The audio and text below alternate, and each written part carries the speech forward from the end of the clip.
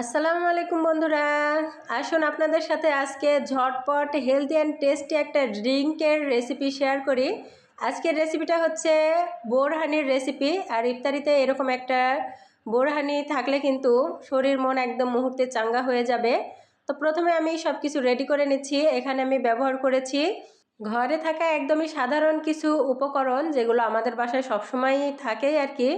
তো এখানে আমি প্রথমে একটা লাল টমেটো কেটে নিয়েছি, তারপরে লেবু একটা স্লাইস নিয়েছি, কাঁচামরিচ নিয়েছি, পুদিনা পাতা আর ধনিয়া পাতাও নিয়েছি। সব কিছু একটু কুচি কুচি করে কেটে নিয়েছি যাতে ব্লেন্ড করতে সুবিধা হয়।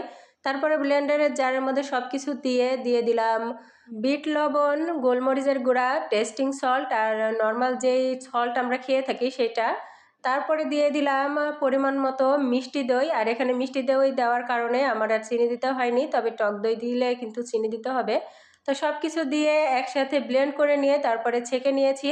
এবারে ভাজা জিরার গুঁড়া দিয়ে এখানে ভালোভাবে মিশিয়ে নিলাম। এবার ঠান্ডা হওয়ার জন্য ফ্রিজে রেখে দিয়েছিলাম বেশ কয়েক ঘন্টা, এটা নর্মাল ফ্রিজে ছিল। তারপরে সন্ধ্যার সময় ঠান্ডা ঠান্ডা পরিবেশন করে নিলাম। মাশাআল্লাহ, আলহামদুলিল্লাহ, খেতে অনেক বেশি মজা। আপনারাও তৈরি করে নিতে পারেন। সবাইকে অসংখ্য ধন্যবাদ।